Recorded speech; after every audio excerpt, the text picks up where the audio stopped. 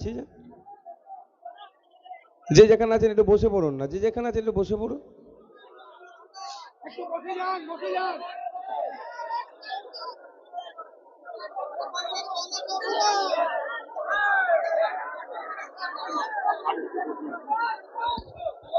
হ্যাঁ জানি প্রচন্ড রৌদ্র, আপনাদেরও লাগছে আমাদেরও রৌদ্র লাগছে।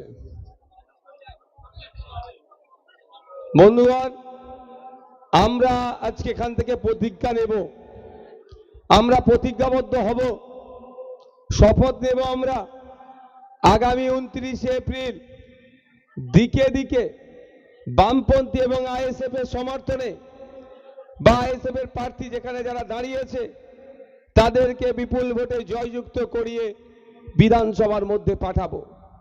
কারণ আপনার শিক্ষার অধিকার নিয়ে, আপনার স্বাস্থ্যের অধিকার নিয়ে, আপনার কর্মসংস্থানের জন্য বা সম্প্রীতির বাংলা, ঐক্যের বাংলাকে রক্ষার স্বার্থে আপনাদের কাছে অনুরোধ করব, আসুন বামপন্থীদের হাতকে শক্ত করুন, আইএসএফ এর হাতকে শক্ত করুন, এই জোটের হাতকে শক্ত করুন।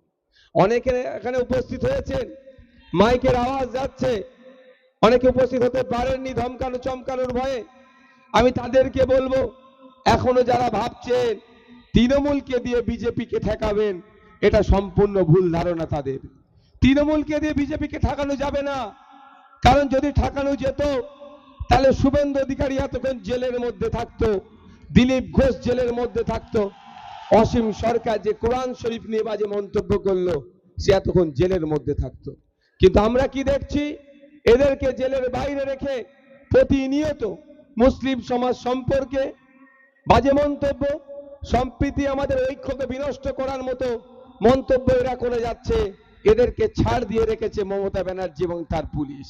এখানে বোঝা যাচ্ছে স্পষ্টভাবে যেটা ভয়ের বাতাবরণ তৈরি করে সংখ্যালঘু মুসলমান গণতন্ত্র প্রেমী মানুষের ভোট থেকে কাটতে চাইছে তৃণমূল।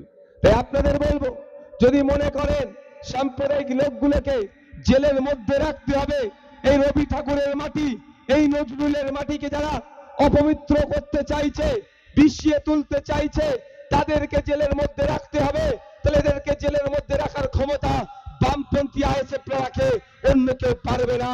তাই দিকে দিকে কুলতলি, জয়নগর, মগরাহাট, পূর্ব পশ্চিম থেকে শুরু করে এই দক্ষিণ 24 পরগনায় জোটের যে প্রার্থীগুলো হয়েছে, কোথাও খাম চিহ্ন হয়েছে, কোথাও কাস্তাতুরি তারা চিহ্ন দাঁড়িয়েছে, আপনাদের কাছে অনুরোধ করব, আপনাদের মূল্যবান ভোট এই বাম এবং আইএসএফ এর পক্ষে দিয়ে আমাদের হাতকে শক্ত করুন, বিধানসভার মধ্যে পাঠান।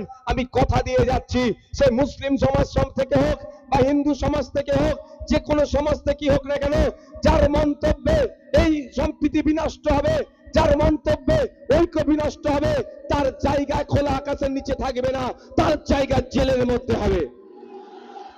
তাই আপনাদের বলবো, নকল আসল চেনার চেষ্টা করুন। নকল মালের উপরে লেখা আছে নকল হইতে সাবধান, আপনারা ভাবছেন এটা আসল জিনিস। মমতা ব্যানার্জি বলছে বিজেপিকে আটকাবো, আপনারা ভাবছেন সত্যিকারের।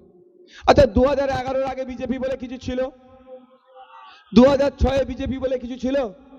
11-ই বিজেপি তৃণমূল ক্ষমতায় আসছিল, 16 থেকে 11-এর পর থেকে বিজেপি বাড়তে লাগলো, 16তে সিট পেলে, 21-এ পেলে, এখন 26-এ দাঁড়িয়েছে। আচ্ছা যারা এখানে বিজেপিকে আটকানোর জন্য তৃণমূলকে ভোট দিচ্ছে, মাইকের আওয়াজ যাচ্ছে, তাদের কাছে আমার প্রশ্ন এটাই যে এমন একটা উদাহরণ দিন যেটা মমতা ব্যানার্জি গ্রহণ করেছেন, তার এটা থেকে প্রমাণ হচ্ছে যে সত্যিকারের অর্থে মমতা ব্যানার্জি বিজেপির বিরুদ্ধে লড়াই করছে। একটা আমাকে উদাহরণ দিন, দিতে পারবেন?